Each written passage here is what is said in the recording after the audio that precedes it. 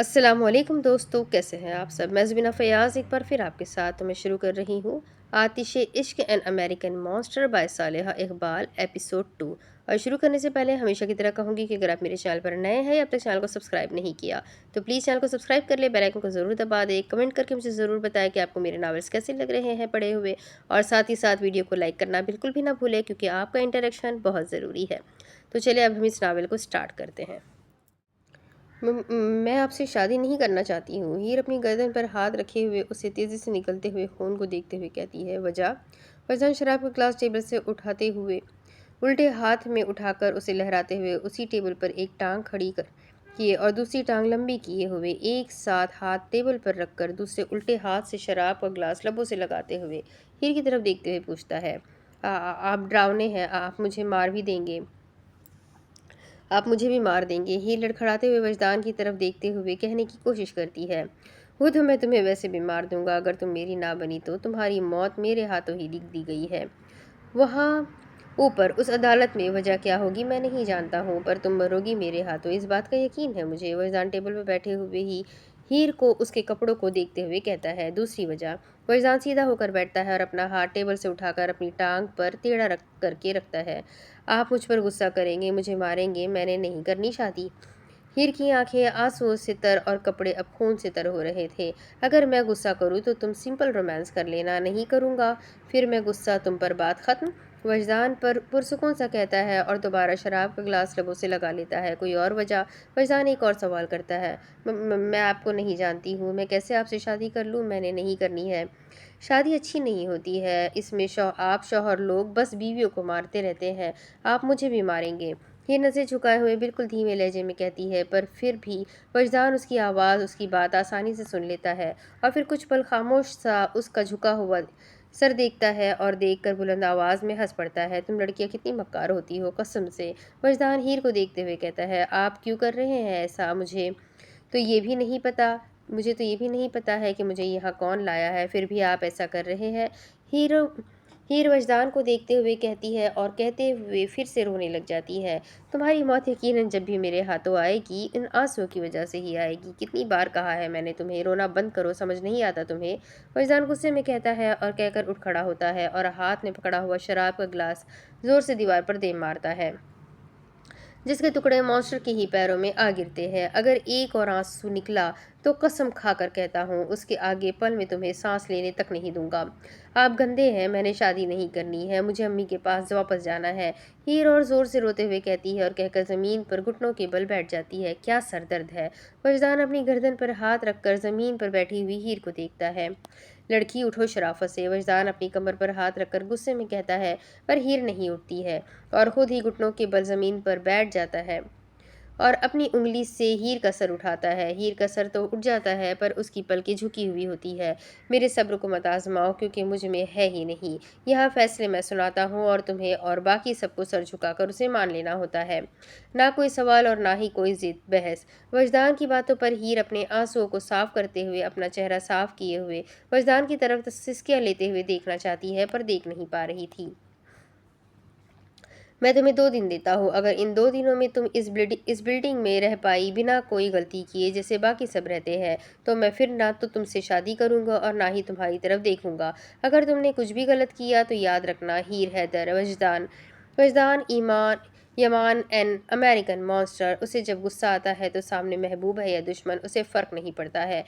फिर मेरा गुस्सा और उसकी जान होती है जो मैं किसी भी पल लेने की मुकम्मल ख्वाहिश रखता हूँ। अगर मरना नहीं है तुम्हें तो इस दुनिया में रहने के लायक बनाओ खुद को, और अगर इस दुनिया में भी नहीं रहना। वजदान कहते कहते खामोश हो जाता है क्योंकि उसकी आंखें हीर की नम आंखों से टकरा जाती है। मैं आपकी दुनिया का हिस्सा नहीं बनूंगी। आप लोगों को मारते हैं पर मैं किसी की जान नहीं ले सकती हूँ। आपको मारना है मुझे, ठीक है मार दे आप मुझे, आप जैसे जानवर के साथ ज़िंदगी गुजारने से बेहतर है कि मैं अल्लाह ताला के पास ही चली जाऊँ। हीर कहते हुए खड़ी हो जाती है और इधर उधर देखने लग जाती है। हीर की नज़र मिनी वाइन बार पर पड़ी हुई गन पर जा रही है। वो जल्दी से नंगे पैर उसके पास जाने लगती है। एक दो कदम ही आगे की तरफ बढ़ाती है तो उसके पैर में कांच के टुकड़े चुभ जाते हैं और उसके मुंह से फौरन दर्द में मुब्तला आह निकलती है। हीर کی آواز پر وجدان بھی کھڑا ہو جاتا ہے اور تجسس اور حیرانگی سے اس کے پیروں کی طرف دیکھتا ہے۔ ہیر کے پیر سے بھی تیزی سے خون بہنا شروع ہو گیا تھا، لیکن وہ اسے اگنور کرتی ہوئی وائن بار سے گن اٹھا کر وجدان کے پاس لاتی ہے اور اس کے ہاتھ میں پکڑا دیتی ہے۔ یہ لے، آپ مجھے مار دے اور میری کہانی ختم کر دے، ہیر اس کے ہاتھ میں گن پکڑاتے ہوئے کہتی ہے اور کہہ کر ایک قدم پیچھے ہو کر کھڑی ہو جاتی ہے۔ وجدان پہلے زمین کی طرف دیکھتا ہے جہاں پر خون سے تر ہیر کا پیر چھپا ہوا تھا اور پھر ہیر کی طرف وہ بند مٹھیوں سے اس کے سامنے سر جھکائے ہوئے کھڑی ہوئی تھی۔ سچ میں مار دوں میں تمہیں، مانسٹر گن ہیر کے ماتھے پر رکھتے ہوئے کہتا ہے۔ ہیر اور زور سے اپنے ہاتھوں کی مٹھیاں بھیج کر اپنی آنکھیں زور سے بند کر لیتی ہے۔ مانسٹر چند پل اسے دیکھتا ہے اور سوچ میں پڑ جاتا ہے۔ آج سے پہلے وہ کبھی بھی کسی لڑکی کو لے کر سوچ میں نہیں پڑا، لیکن آج وہ ہو رہا تھا جو امریکن مانسٹر کے ساتھ کبھی بھی نہیں ہوا تھا۔ ہیر بنا کچھ بولے چپ چاپ سے اس کے سامنے سر جھکا کر کھڑی ہوئی تھی۔ وجدان کا نشانہ اس کے ماتھے پر باندھے ہوئے اس کی طرف دبے دبے قدم اٹھاتا ہے اور ہیر کے سامنے آ کھڑا ہوتا ہے۔ وجدان ٹیڑھی اسمائل کرتا ہے، ہاتھ میں پکڑی ہوئی گن صوبے پر پھینکتا ہے اور ہیر کو اپنی باہوں میں اٹھائے ہوئے وہ لفٹ کی طرف قدم بڑھاتا ہے۔ ہیر اس کی حرکت پر جھٹ سے اپنی آنکھیں کھول لیتی ہے اور وجدان کے چہرے کو قریب سے دیکھنے لگ جاتی ہے۔ ہیر اس کی باہوں میں خاموش ہوتی ہے، نہ نکلنے کی کوشش کرتی ہے اور نہ ہی کچھ کہتی ہے۔ مانسٹر اسے اپنے فلور پر لے جاتا ہے اور سیدھا اپنے کمرے میں، جس میں کسی کا کام کی وجہ سے بھی آنا منع تھا، وہاں ہیر حیدر کو وہ خود لے کر آیا تھا، وہ بھی پہلی ہی ملاقات میں۔ وجدان ہیر کو بیڈ پر لے جا کر بٹھا دیتا ہے اور اس کے خون نکلتے ہوئے پیر پر سرسری سی نظر ڈالتا ہے، پر کچھ کہتا نہیں ہے۔ ہیر نظر جھکائے ہوئے ایک ہاتھ پیر پر تو دوسرا ہاتھ کبھی گردن تو کبھی اپنے سر پر رکھتی ہے۔ جب درد برداشت کرنا نہیں آتا ہے تو شرافت سے شادی کر لو مجھ سے، کچھ دن تو میں بھی تمہیں اتنا ہی قابل برداشت درد دوں گا۔ اگر بعد میں تمہیں درد دینے میں اگر مجھے مزہ نہ آیا تو چھوڑ دوں گا، پر زندہ نہیں مردہ۔ کہتے ہوئے وجدان پھر سے ہیر کے قریب آ جاتا ہے، اس کے بالوں کو کراس کرتے ہوئے اس کی گردن پر پیچھے سے ہاتھ رکھتا ہوا آتا ہے، چاروں انگلیاں پیچھے گردن پر اور انگوٹھا اس کے آگے زخم پر ہوتا ہے۔ ہیر کا سر اوپر کیے وجدان اس کی آنکھوں میں آنکھیں ڈال کر دیکھتا ہے اور پھر کہتا ہے، ایک بات کو اچھے سے اپنے ذہن میں بٹھا لو ہیر حیدر، یہاں سے تمہاری واپسی ناممکن ہے، اب صرف موت ہے جو تمہیں مجھ سے دور لے جا سکتی ہے، یا تو خود مر جاؤ یا پھر میرے ہاتھوں مر جاؤ، پر زندہ ناممکن ہے۔ ہیر کی آنکھوں میں دیکھتے ہوئے ایک ایک الفاظ پر زور دیتے ہوئے کہتا ہے، تو پھر ٹھیک ہے، میں شادی کرنے کے لیے تیار ہوں آپ سے، مجھے کوئی مسئلہ نہیں ہے۔ ہیر وجدان کا ہاتھ اپنی گردن سے ہٹاتے ہوئے نظر جھکا کر کہتی ہے۔ مانسٹر ہیر کی بات سن کر اسے اس کی ناسمجھی سمجھ کر بنا غور کیے اس کی بات پر کمرے سے باہر چلا جاتا ہے۔ وجدان اپنے کمرے سے نکل کر اپنے اسٹڈی روم کی طرف بڑھنے لگتا ہے۔ ہیر اٹھنے کی کوشش کرتی ہے، پر پوری طرح سے وہ نڈھال ہو چکی تھی، سر سے لے کر پیر تک زخمی ہو چکا تھا۔ اس کا پیروں سے تیزی سے بہتا ہوا خون ہیر کو نہ چلنے پر مجبور کر رہا تھا، پر ابھی اس کا جانا ضروری تھا۔ ہیر ہمت کر کے بیڈ کا سہارا لیتے ہوئے اٹھتی ہے اور وجدان کے پیچھے اس کے اسٹڈی روم کی طرف بڑھتی ہے۔ ہیر کے خون سے بھرے ہوئے پیروں کے نشان زمین پر بنتے جا رہے تھے۔ وجدان اپنے لیے اس فلور پر بنے ہوئے وائن بار سے شراب میں ہاف گلاسز سے نیچے تک کی شراب ڈال کر اپنے اسٹڈی روم میں چلا جاتا ہے۔ اپنے ٹیبل کے پاس کھڑے ہوئے ایک فائل اوپن کیے ہوئے وہ اسے پڑھ رہا تھا۔ میں نے آپ سے کہا کہ میں شادی کے لیے تیار ہوں، کیا اب آپ کا ارادہ بدل گیا ہے؟ ہیر وجدان کی پیٹھ کی طرف دیکھتے ہوئے کہتی ہے، اتنی آسانی سے مان گئی، مجھے تو لگا تھا روگی دھوگی، نہ کرنے کے ہزار بہانے ڈھونڈو گی، پر تم تو آسان نکلی۔ وجدان فائل کو بند کیے کہتے ہوئے ہیر کے قریب آتا ہے اور بالکل قریب آ کھڑا ہوتا ہے۔ ہیر اسے اتنے قریب دیکھ کر اپنی پلکیں جھکا لیتی ہے۔ ہیر کی جھکی ہوئی پلکوں کو دیکھتے ہوئے کہتا ہے، آسان نہیں ہوں میں، بہت مشکل انسان ہوں، آپ سے شادی کرنے میں مسئلہ نہیں ہے کوئی بھی مجھے۔ ہیر بنا سر اور پلکیں اٹھائے ہوئے کہتی ہے، بہت خوب، آسان چیزیں مجھے ویسے بھی نہیں پسند ہے۔ کہتے ہوئے واپس ٹیبل کے پاس آ کھڑا ہوتا ہے، وہاں پر پڑا ہوا شراب کا گلاس جس میں صرف ایک ہی گھونٹ بچا تھا اسے اپنے الٹے ہاتھ میں پکڑے ہوئے اسے لہراتے ہوئے اپنی کرسی کی طرف بڑھتا ہے اور کرسی سے پشت ٹکائے ہوئے سامنے کھڑی سفید رنگ کے شادی کے لباس میں ملبوس لڑکی کو سر سے پیر تک دیکھتے ہوئے شراب کا گلاس لبوں سے لگایا۔ مانسٹر کی نظریں مسلسل اپنے وجود پر گاڑے ہوئے دیکھ کر ہیر غصے میں اپنے ہاتھوں کی مٹھیاں بھیج لیتی ہے۔ ٹھیک ہے، شادی کا جوڑا تم نے پہنا ہوا ہے، تھوڑی دیر بعد نکاح ہو جائے گا اور یقیناً تمہیں کوئی اعتراض نہیں ہوگا۔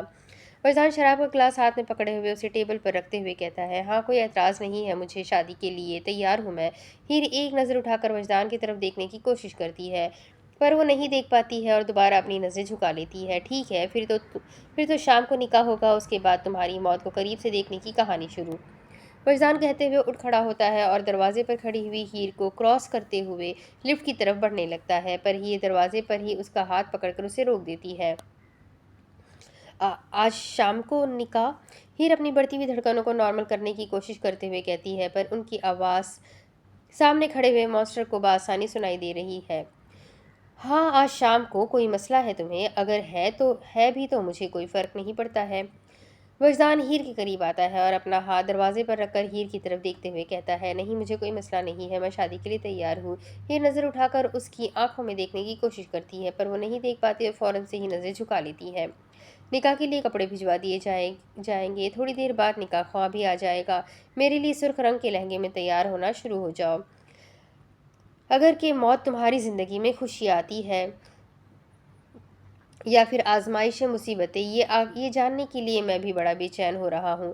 تیار ہو جاؤ بنا کسی تماشے کے، سمجھی تم؟ ماسٹر جاتے جاتے اسے دھمکی بھی دے جاتا ہے اور خود لفٹ کے ذریعے سے واپس اوپر بلڈنگ میں جاتا ہے۔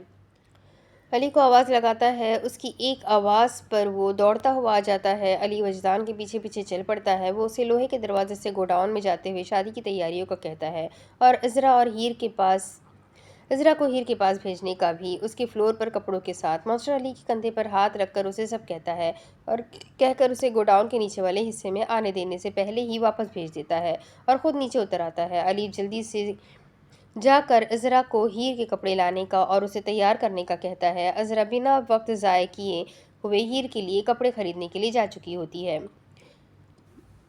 عذرا ہیر کے لیے سفید رنگ کے ایک اور دوسرا پہلے سے زیادہ خوبصورت جوڑا خرید کر لاتی ہے۔ آج ماسٹر کے فلور پر وہ پہلی بار جانے لگی تھی۔ وہ بے تاب تھی ماسٹر کا فلور دیکھنے کے لیے، کبھی بھی اسے وہاں جانے کی اجازت نہیں ملی تھی۔ آج ملی تو وقت ضائع کیے بغیر جلدی سے اس فلور پر پہنچتی ہے جہاں ہیر وجدان کے کمرے میں موجود بیڈ سے تھوڑا فاصلے پر دیوار سے ٹیک لگائے ہوئے زمین پر ایسے ہی کھلے ہوئے زخموں کے ساتھ بیٹھی ہوئی تھی۔ خون سے سفید رنگ لال ہونے لگ گیا، کانچ کی وجہ سے پیر سے اور بلیڈ کی وجہ سے گردن اور ماتھے سے خون بھی بہہ رہا تھا، اور ہیر خود بھی رونے میں لگی ہوئی تھی۔ اپنی قسمت کو کوسنے میں کبھی نہیں سوچا تھا اس نے کہ اس کی زندگی اسے اس مقام پر لا کھڑا کرے گی۔ اپنی ہی ماں کے ہاتھوں اس کی بولی لگائی جائے۔ درد میں مبتلا، جسمانی اور ذہنی طور پر مکمل طور پر کمزور ہو چکی تھی۔ Heer, why are you crying baby? Look at yourself. Azra فکر مندی سے ہیر کو پکارتی ہے اور اس کی طرف قدم بڑھاتی ہے۔ ہیر اس کی آواز پر سر اٹھا کر اس کی طرف دیکھتی ہے اور اس کے ہاتھوں میں پکڑے ہوئے ایک اور سفید رنگ کے شادی کے جوڑے کو۔ ہیر ان کپڑوں کو دیکھتی ہے اور پھر وہ خود نے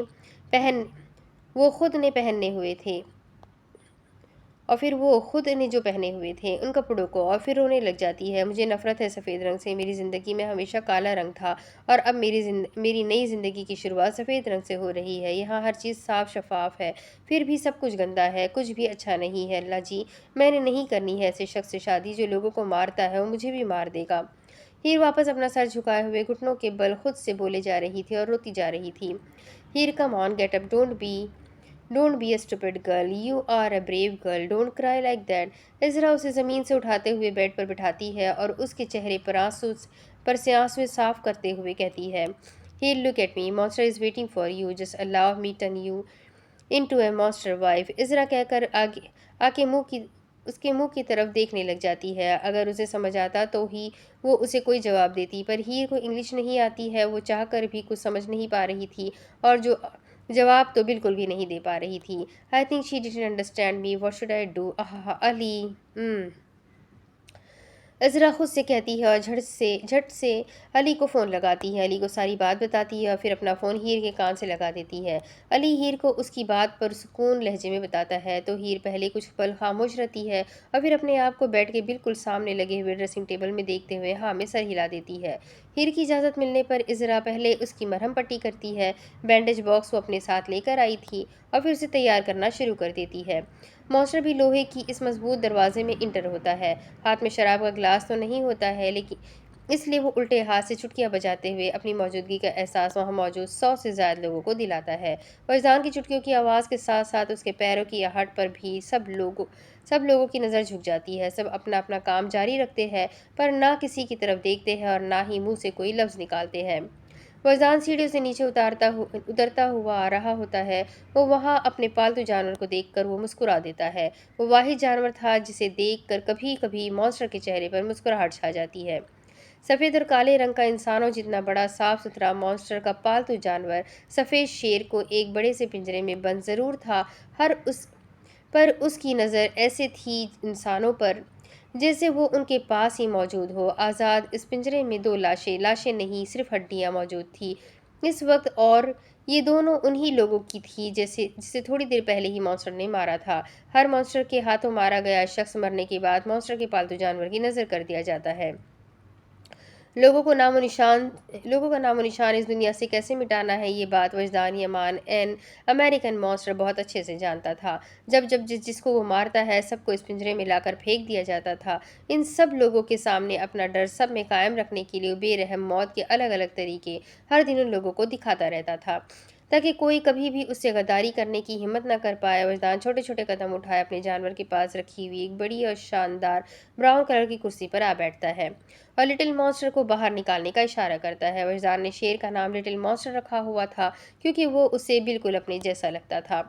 वजदान के इशारे पर लिटिल मॉन्स्टर को पिंजरे से बाहर निकाल दिया जाता है। जैसे ही वो बाहर निकलता है एक ज़ोर से दहाड़ लगाता है। उसकी पर दहाड़ की आवाज़ पर लोग सहम जाते हैं, सिवाय वजदान यमान के। शेर दहाड़ कर वजदान के पास कुर्सी के साथ आ बैठता है।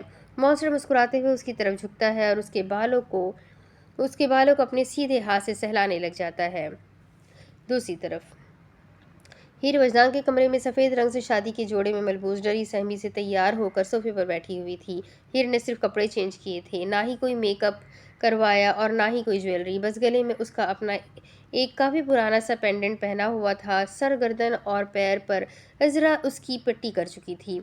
वो अपने हाथों को आपस में मसलते हुए डरते हुए बार बार दरवाजे की तरफ देख रही थी। मॉन्स्टर अपने लिटिल मॉन्स्टर से मिलकर वापस बाहर आ चुका था और सीधा उसी फ्लोर पर बने हुए अपने ऑफिस की तरफ कदम बढ़ाता है जहाँ पर एडॉन्स पहले से ही उसके इंतजार में खड़ा हुआ था।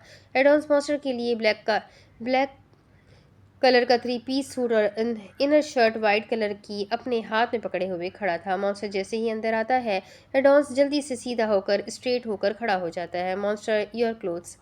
एडॉन्स नजरें झुकाए तो कभी नजरें उठाकर मॉन्स्टर की तरफ उसके कपड़े बढ़ाते हुए देखता है। Where is Ali? अपनी शर्ट के बटनों को खोलते हुए दो टोक लहजे में पूछता है। He is preparing for the cars so transfer peoples on the new house. Add-ons बड़ी मुश्किल से मॉन्स्टर की तरफ देखते हुए कहता है और कहकर झट से नजरें वापस झुका लेता है। गुड। अपनी शर्ट उतार कर एडॉन्स की तरफ बढ़ाता है और दूसरी साफ शर्ट उसके हाथों से लिए ऑफिस रूम में बुक शेल्फ के दरमियान लगे हुए एक बड़े से शीशे में खुद को देखते हुए पहनता है। Did she got ready?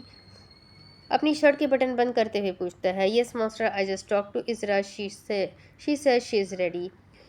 Add-ons उसकी तरफ जैकेट बढ़ाते हुए कहता है। All right, just go and call Ali here right now. Monster हुक्माना अंदाज में कहता है तो एडॉन्स जल्दी से हाँ में सर हिलाता हुआ उसके ऑफिस में से बाहर भाग जाता है।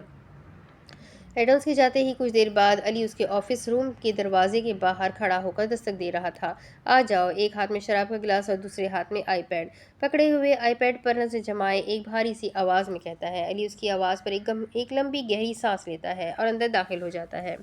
मॉन्स्टर, आपने बुलाया? अली अंदर आते ही पूछता है। सब लोग चले गए। मॉन्स्टर की नज़रें मुसलसल आईपैड पर ही टिकी हुई थी। जी, इन सब को आपके न्यू मेंशन भेज दिया गया है, अली पुरसुकून सा जवाब देता है। उससे खड़ा हुआ नहीं जा रहा था पर वो मजबूरन इस वक्त खामोश खड़ा हुआ था। और पुलिस, उनकी क्या रिपोर्ट है? वजदान अली के पैरों की तरफ देखते हुए कहता है। वो लोग हलचल में अच्छे हैं। जिस वक्त आपने उनकी चिप और उनके आदमियों को मारा था वो सब उन्होंने कैप्चर कर लिया था। उनके पास आपकी उनके आदमियों को मारने की फुटेज मौजूद है और इस जगह का एड्रेस मौजूद है। मुझे फ़र्क नहीं पड़ता है, बात के अंजाम का सोचकर मैं इस पल की सिचुएशन में नहीं जीना चाहता हूँ। जो होगा हो जाएगा। मैं उसे देख लूँगा। वजदान दो टोक लहजे में अली के चेहरे की तरफ देखते हुए कहता है। निकाह ख्वाह का इंतज़ाम हो गया है? अब की बार वो अपनी नज़रें उठाकर अली को देखते हुए पूछता है। जी भाई, हो गया है। ऑनलाइन तैयारी हो गई है। इस वक्त अमेरिका में कोई निकाह ख्वाह नहीं मिल रहा है। ठीक है, निकाह होना ज़रूरी है। कहाँ हो रहा है, कैसे हो रहा है, मुझे कोई फ़र्क नहीं पड़ता है। वजदान कहते हुए खड़ा हो जाता है और अली के कंधे पर हाथ रखकर वो ऑफिस से बाहर निकलने लगता है, पर अली की बात पर वो रुक जाता है। मॉन्स्टर, एक बात पूछूं? अली ने पहले भी उससे कई सवाल किया लेकिन इस बार लहजा काफ़ी संजीदा सा महसूस हो रहा था। बोलो। वजदान पलटकर उसकी तरफ देखते हुए कहता है। हीर तो आपके टाइप की नहीं है, वो एक डरपोक लड़की है। उसे शादी करने के फैसले के बारे में आपको दोबारा सोच लेना चाहिए। वो आपकी दुनिया के लिए कहीं मसला ना पैदा कर दे। علی ہچکچاتے ہوئے بوکھلاتے ہوئے کہتا ہے، وہ ڈرپوک ہے، اس لیے تو اسے اپنے لیے چنا ہے، پر وہ کچھ زیادہ ہی ڈرپوک ہے۔ جانتا ہوں میں یہ بات، پر کوئی نہیں، میں اسے مانسٹر کی دنیا کا حصہ بنا لوں گا۔ وجدان آج پہلی بار علی کی بات کا جواب اسے کسی گن یا بلیڈ کے بدلے زبان سے دے رہا تھا۔ تم جانتے ہو علی، آج پہلی بار 22 سال بعد یہ دل دھڑکا ہے میرا۔ پورے 22 سال، وہ بھی اس لڑکی کی آنکھ سے نکلتے ہوئے آنسوؤں کو دیکھ کر مجھے لگا تھا کہ میرا دل مردہ ہو چکا ہے، اس لیے نہ مجھے اپنے دل کی دھڑکنیں کبھی محسوس نہیں ہوئی اور نہ ہی کبھی کسی کے سینے سے دل نکالتے وقت یہ کبھی بھی دھڑکا تھا۔ لیکن ایک آنسو پر یہ کیسے دھڑک اٹھا، یہ بات سمجھنے سے قاصر ہوں میں، اور اسی کو سمجھنے کے لیے میں اس لڑکی کو اپنے دل کے قریب اور اپنی زندگی میں رکھنا چاہتا ہوں۔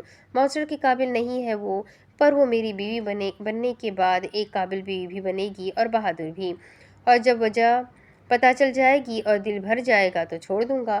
وجدان کہتے کہتے خود دوبارہ شیشے کے سامنے جا کھڑا ہوتا ہے اور اپنے آپ کو شیشے میں دیکھتے ہوئے کہتا ہے، ایک ڈرپوک لڑکی۔ ایک لڑکی کبھی وجدان ایمان کی زندگی میں آ کر اس کے دل کے دھڑکنے کی وجہ نہیں بن سکتی ہے۔ میں انسان نہیں، جانور ہوں، اور جانور کبھی نرم دل نہیں ہوتا ہے، اور جس دن وجدان نرم دل ہو گیا اس دن وہ مانسٹر نہیں رہے گا۔ وجدان اپنے آپ کو شیشے میں دیکھتے ہوئے اپنے سینے پر لٹکی ہوئی بلیڈ پر لگا ہوا ہیر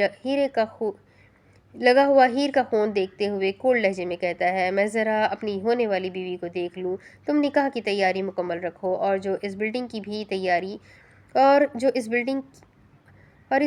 تیاری مکمل رکھو۔ مانسٹر علی کی آنکھوں میں دیکھتے ہوئے اس کے کندھے پر دوبارہ ہاتھ رکھ کر دو ٹوک لہجے میں کہتا ہے، اور کہہ کر سیدھا لفٹ کے ذریعے اپنے فلور پر پہنچتا ہے، جہاں پر عذرا صوفے پر بیٹھی ہوئی تھی، اور ہیر کھڑکی کے پاس مانسٹر کے قدموں کی آہٹ پر کوئی بآسانی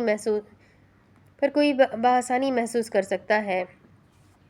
مانسٹر کے قدموں کی آہٹ ہر کوئی بآسانی محسوس کر سکتا ہے۔ اس کے قدموں کی آواز سن کر عذرا جلدی سے کھڑی ہو جاتی ہے۔ مانسٹر آتے ہی وہ واپس لفٹ کے ذریعے اوپر چلی جاتی ہے۔ ہیر کھڑکی پر ہاتھ رکھ کر بڑے غور سے لوگوں کا مجموعہ دیکھ رہی تھی، جن میں سے کافی خوش، کافی ٹینشن میں مبتلا اور کافی سارے بے فکر گھوم رہے تھے۔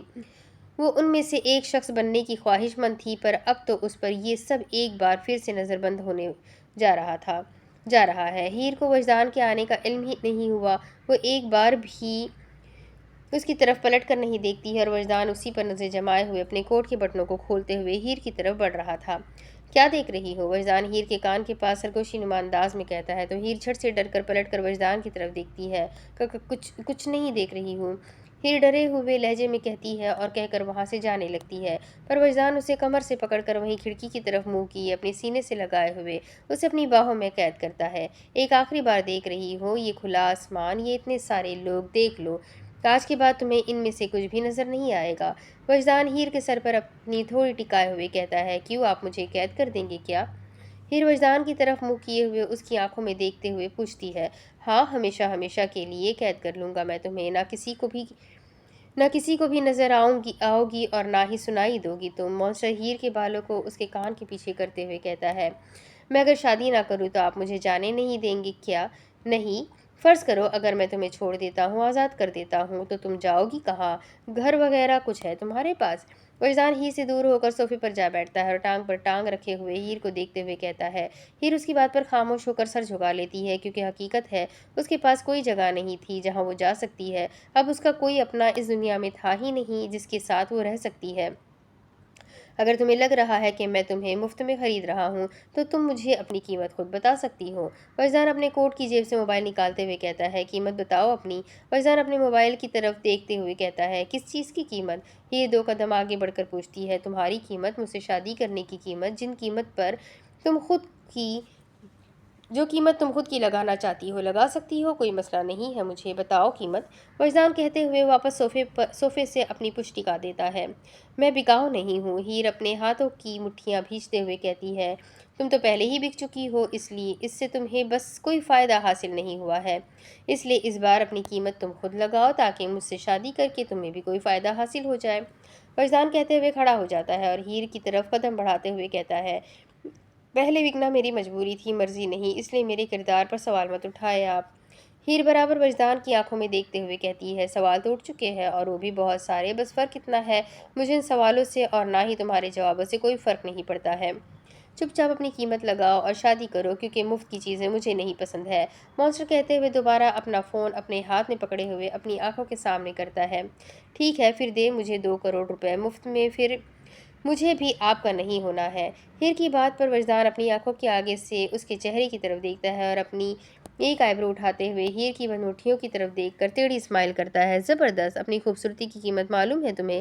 وجدان کہتے ہوئے فون پر نمبر ڈائل کرنے لگتا ہے، پر ہیر جلدی سے اس کے پاس آتی ہے اور اس کے ہاتھ سے فون چھین لیتی ہے اور لے جا کر سیدھا کھڑکی سے نیچے پھینک دیتی ہے۔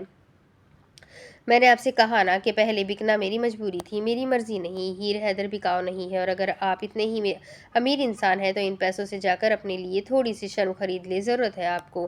ہیر غصے میں کہتی ہے اور کہہ کر وہاں سے جانے لگتی ہے۔ جیسے ہی وہ وجدان کو کراس کرتی ہے، وجدان ہیر کے پیٹ پر ہاتھ رکھ کر اسے واپس زور سے دیوار کی طرف دھکا دیتا ہے اور خود اس کے قریب جا کر اس کی راہ فرار کے راستوں کو بند کر دیتا ہے۔ تمہیں نہیں لگتا ہے تم اپنی اوقات سے بڑھ کر بول رہی ہو؟ وجدان ہیر کے چہرے کی طرف اپنے ہاتھوں میں پکڑے ہوئے غصے میں کہتا ہے، آپ کو بھی نہیں لگتا کہ آپ بھی خود کو اپنی اوقات سے بڑھ کر سمجھ رہے ہیں؟ انسان میں انسان بن کر رہے نا، آپ کیوں جانوروں والی حرکتیں کر رہے ہیں؟ ہیر اپنے چہرے سے اس کا ہاتھ ہٹانے کی کوشش کرتے ہوئے کہتی ہے، میں انسان نہیں ہوں تو انسانوں والی حرکتیں کیسے کروں؟ وجدان ہیر کی آنکھوں میں دیکھتے ہوئے ایک الفاظ پر زور دیتے ہوئے کہتا ہے، میں جانتی ہوں آپ انسان نہیں ہیں، لیکن ہر وقت جانور بننا ضروری بھی نہیں ہے۔ چھوڑے مجھے، ہیر غصے میں کہتی ہے، اپنی زبان کو لگام دو لڑکی، ورنہ اسے کاٹنے میں مجھے وقت نہیں لگے گا۔ وجدان اس کے ہونٹوں کی طرف دیکھتے ہوئے کہتا ہے، آپ اپنی نظروں کو اور اپنے ہاتھوں کو لگام دیں، میں اپنی زبان قابو میں رکھ لوں گی، چھوڑے مجھے۔ ہیر کی بات پر وجدان ٹیڑھی اسمائل کرتے ہوئے اس کے چہرے سے ہاتھ ہٹاتا ہے۔ ہیر اس کا ہاتھ ہٹتے ہوئے دیکھ کر سکھ کا سانس لیتی ہے، لیکن وجدان کے اگلے رد عمل سے اس کے دل کی دھڑکنیں تیزی سے بڑھنے لگ جاتی ہے۔ وجدان اپنے گلے میں پہنا ہوا بلیڈ اسے اپنی گردن سے باہر نکالتا ہے اور ہیر کے چہرے کی طرف بڑھاتا ہے۔ ہیر کے دماغ میں وہ پل گھومنے لگ جاتا ہے جب اس نے اس کے آدمی کے چہرے پر بلیڈ جیسا نشان بنایا تھا۔ ڈر لگ رہا ہے؟ وجدان ہیر کی بڑھتی ہوئی دھڑکنوں کو سنتے ہوئے اس کے چہرے کی طرف دیکھتے ہوئے کہتا ہے، نہیں۔ ہیر ڈرتے ہوئے اس بلیڈ کی طرف دیکھتے ہوئے کہتی ہے، پر بڑھتی ہوئی دھڑکنوں کی آواز مجھے صاف سنائی دے رہی ہے۔ وجدان ہیر کے دل کی دھڑکنیں سنتے ہوئے بلیڈ اس کے دل کے پاس لے جاتے ہوئے کہتا ہے، ڈرتی ہوئی دھڑکنیں تو ہوں گی ہی، ایک انچاہے شخص سے شادی جو کرنے جا رہی ہوں۔ ہیر اپنی بڑھتی ہوئی دھڑکنوں کو نارمل کرنے کی کوشش کرتے ہوئے کہتی ہے، اس انچاہے شخص سے شادی نہ کرنے کی آپشن بھی ہے تمہارے پاس۔ وجدان ہیر کی آنکھوں میں دیکھتے ہوئے کہتا ہے، کیا فائدہ اس آپشن کا؟ شادی نہ کر کے اپنے آپ کو آپ جیسے درندوں کے حوالے تو نہیں کر سکتی ہوں؟ ہیر وجدان کے سینے پر ہاتھ رکھ کر اسے خود سے دور کرتے ہوئے کہتی ہے، پر وہ اسے ٹس سے مس تک نہیں کر پا رہی تھی۔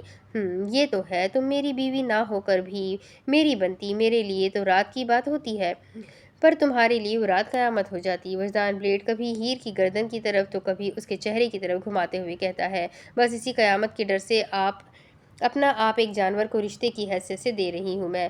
ہیر کی بات پر وجدان کے ہاتھ اور اس کی نظریں دونوں ہیر پر ٹھہر جاتی ہے۔ تمہیں لگتا ہے کہ میری نظر میں اس رشتے کی کوئی اہمیت ہوگی؟ میری نظر میں نہیں، میری جان، بالکل بھی نہیں۔ یہ رشتے وغیرہ میرے لیے کوئی معنی نہیں رکھتے ہیں، مجھے جو چاہیے وہ چاہیے۔ وجدان کہتے ہوئے ہیر سے دور ہو جاتا ہے اور بلیڈ واپس اپنے گلے میں پہن لیتا ہے۔ آپ کے لیے نہ صحیح، میرے لیے تو ہوگا یہ۔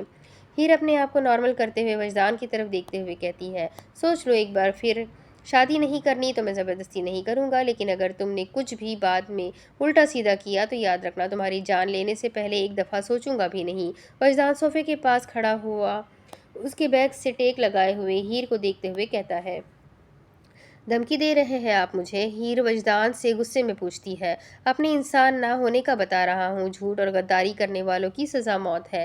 میں جانتی ہوں آپ انسان نہیں ہیں، دھمکی مت دیں مجھے۔ ہیر دیوار سے ہٹ کر وجدان کی طرف ایک قدم آگے بڑھاتی ہوئی کہتی ہے، باہمت لڑکی ہوں، پسند ہے مجھے تم جیسی لڑکیاں۔ وجدان ٹیڑھی اسمائل کرتے ہوئے کہتا ہے، اور مجھے نفرت ہے آپ جیسے مردوں سے۔ ہیر کی بات پر وجدان کے چہرے سے ہنسی غائب ہو جاتی ہے اور تلخی اور غصہ دونوں اپنی جگہ لے لیتی ہے۔ जब मेरी हो जाओगी तो मोहब्बत भी हो जाएगी, और ना हुई तो मैं करवा लूँगा। मैं नफ़रतों में जानवर बन सकता हूँ तो मोहब्बतों में नरमी की उम्मीद मुझसे मत रखना। मेरी मोहब्बत मेरी नफ़रत से ज़्यादा जुनूनी है। हर किसी के बर्दाश्त की बात नहीं है। इस दुनिया में ना ही कोई मेरी नफ़रत झेल सकता है और ना ही मेरी मोहब्बत। वजदान एक बार फिर से कहते हुए हीर की तरफ अपने कदम बढ़ाता है। अगर ज़िंदगी के कुछ पल सुकून से जीना चाहती हो तो मेरी बनकर रहना। मुझसे दूर हुई या कोशिश भी की, इस गर्दन पर ये छोटा सा कट बड़ा और गहरा हो सकता है। वजदान का हाथ हीर की गर्दन पर लगी हुई पट्टी पर था, और नजरें उसकी आंखों में जहां डर और नमी के मिले जुले तासुरात साफ दिखाई दे रहे थे। मैं आपके साथ सिर्फ नाम जोड़ रही हूँ, खुद को नहीं। जब मैं आपकी नहीं हुई तो करीबी या दूरी से क्या फ़र्क पड़ता है। हीर उसका हाथ पकड़कर अपनी गर्दन से हटाते हुए कहती है, आह, तुम्हें सच में लगता है कि मुझसे नाम जोड़कर, रिश्ता जोड़कर तुम मुझसे दूर या मैं तुमसे दूर रहूँगा? बड़ी ही कोई बेवकूफ़ हो तुम यार। तुम्हें सच में समझ नहीं आया है कि तुम्हें देखते ही अपनी इस दुनिया के बजाय अपनी दुनिया का ज़िंदगी का हिस्सा मैं क्यों बना रहा हूँ। वजदान अपनी उंगली गोल घुमाते हुए बिल्डिंग की तरफ इशारा करता है, और वजदान हंसते हुए हीर के सर से लेकर पैर तक इशारा करते हुए कहता है।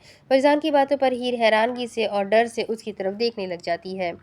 इतना सोचने की ज़रूरत नहीं है मेरी जान, तुम्हारी खूबसूरती पसंद आई मुझे। एक बार की तलब के लिए तो तुम्हें मैं हासिल कर सकता हूँ, पर मुझे नहीं लगता है कि एक बार में ये मिटेगी।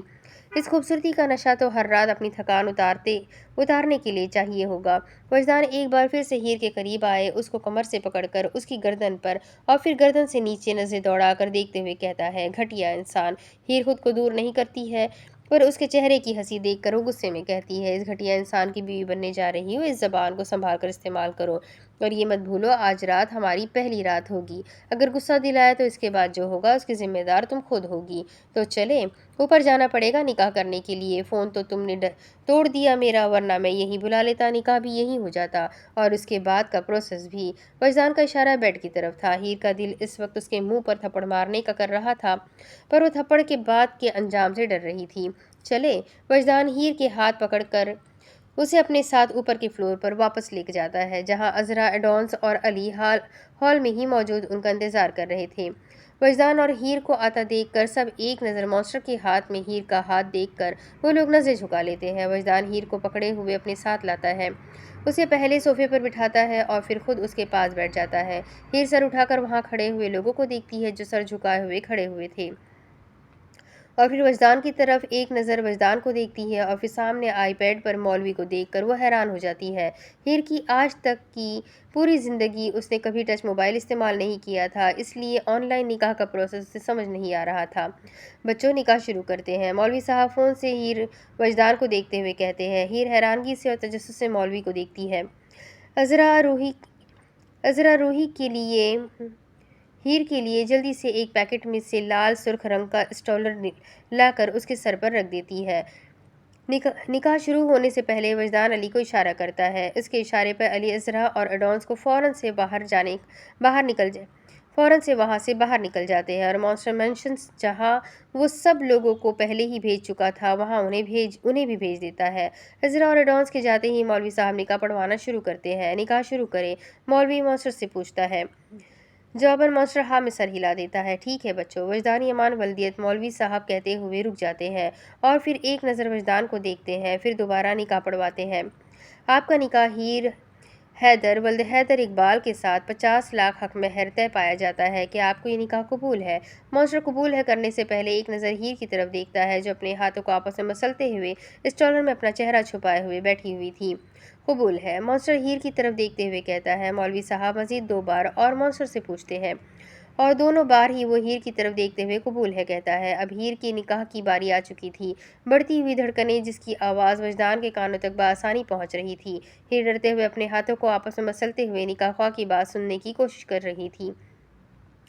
हीर हैदर वल्द हैदर इकबाल, क्या आपको वजदान यमान के साथ 50 लाख हक महर तय पाया जाता है? क्या आपको ये निकाह कबूल है? पूरी बिल्डिंग में खामोशी छाई हुई थी। इस वक्त सिर्फ हीर की धड़कनें थी जो इस पर रुकने का नाम ही नहीं ले रही थी। हीर हैदर, क्या आपको वजदान यमान के साथ निकाह कबूल है?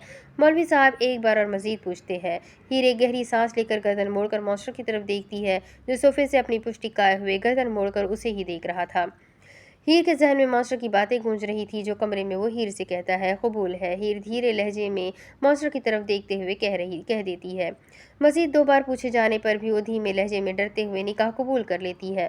हीर निकाह तो कर चुकी थी, पर अब आगे क्या होगा ये सवाल अभी से उसके जहन में गर्दिश करने लग जाते हैं। वजदानी अमान को अपने निकाह में कबूल करके अपनी ज़िंदगी की सबसे बड़ी मुश्किलात और आजमाइशों की एक नई शुरुआत कर चुकी थी। ये रिश्ता आगे अच्छा होगा या बुरा दोनों ही नहीं जानते थे, पर दोनों अपनी अपनी जगह अपनी अपनी वजह से एक अनचाहे रिश्ते में बन चुके थे। ये अल्लाह मेरी हिफाजत फरमाना इस शैतान से। हीर मॉन्स्टर से नजर चुराकर सर झुकाकर आंखें बंद करके अपने दिल ही दिल में कहती है, मुबारक हो, आज से आप दोनों मियाँ बीवी बन चुके हैं। आप दोनों को अपनी ज़िंदगी का नया सफ़र मुबारक हो। अल्लाह आप दोनों को हमेशा अपने हिफ्ज़ में रखे। हिफ्ज़ मौलवी साहब कह ही रहे थे कि मॉन्स्टर आईपैड से कॉल काट देता है।